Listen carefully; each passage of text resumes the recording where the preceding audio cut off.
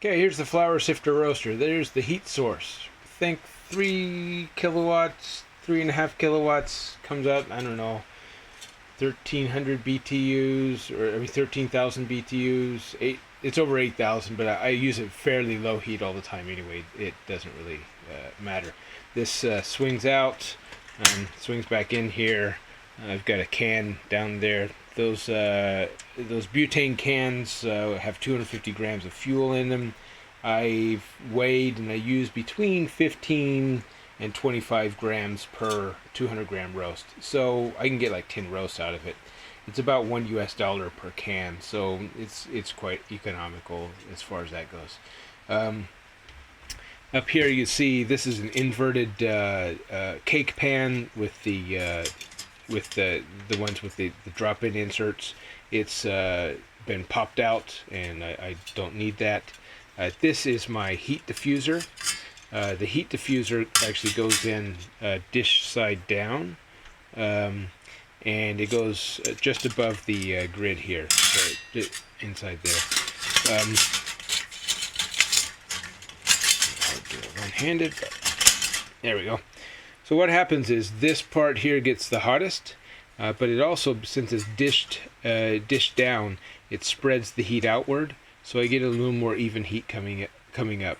And this is my stove temp probe, which ends up being, I think it's about, it's a little bit under about 4 centimeters, 3 to 4 centimeters below the flour sifter screen.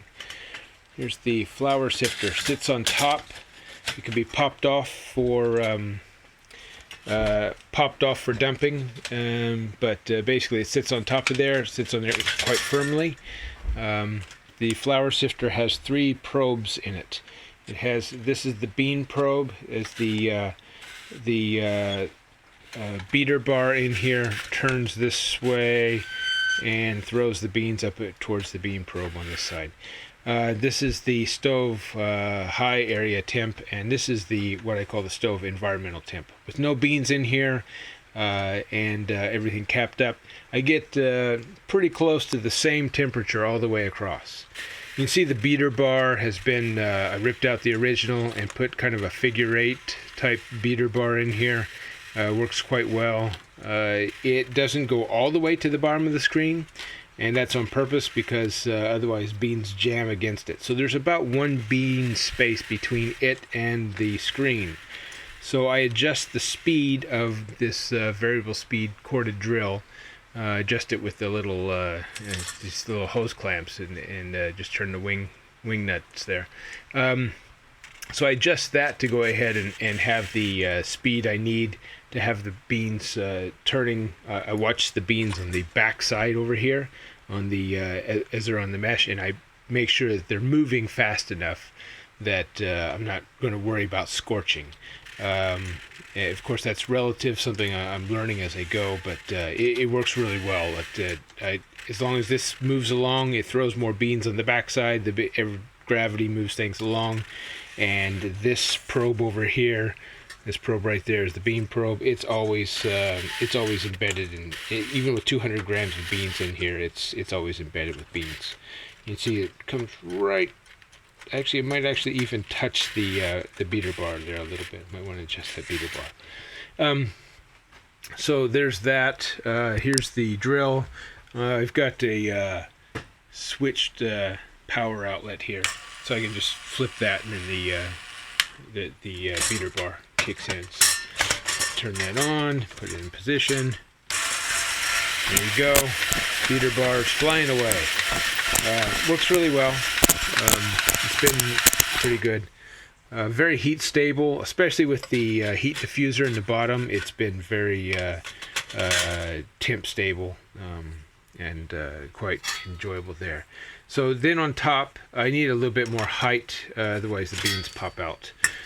So this fits on, you'll notice the aluminum foil on the outside. It also has a heat insulative fiber blanket underneath here, basically to keep the roasting chamber up to temp and temp stable. So this just fits up on top. and just fit. Pick it up at the dollar store here locally, so it worked good. This is actually I think this is actually for it's a cooking thing. You throw it in the pot to keep vegetables and things submerged in the liquid while you're cooking. So I put a lid on, I put a handle on it, and beat the edges down flat. And so now that's my vented lid. Seems to work better with a standard vent lid, and not adjusting the draft at all. I noticed that when I have this going, I can put my hand right up, as long as I don't touch the hard aluminum foil. I can put my hand right on the edge of this. There's no gas heat that's leaking around the outside edge, so it works really, really well. Logging all going through a fidget, 4-channel fidget there. Oh, and lastly, this is really kludgy here, but so when it comes time to cool the beans, of course, dumping and messing with all that stuff is a pain in the ass. So I pop off that lid and I slap on yet another cake pan with an elbowed stovepipe mounted to a 5 1/4 inch computer fan, and a 120 volt computer fan running on 100 volts here, and a pantyhose to catch all the man, I can't remember my language here. So as I catch all the chaff coming out of here. Sorry about that. Originally, this was made to mount underneath the whole thing, and so that's why it's got the little feet here and stuff. But eventually, I came upon the cake pan up on top, and then modified that cake pan so the other one would sit on top of it. It works really well, so I can cool the beans in 4 minutes. I've got beans under 50 degrees Celsius, which is my main target. So it works really well. It's not too noisy, and then when you got the beans going in there, it's a little bit noisier, but works pretty good. So when it comes time to cool it, I just flip that on and slap that up on top, and it works pretty good. So there, I think that's most of it. Like I said, I can modify the speed here, so it's, I don't know if you can really see that, but you can hear it, I'm sure. And then I can crank it up.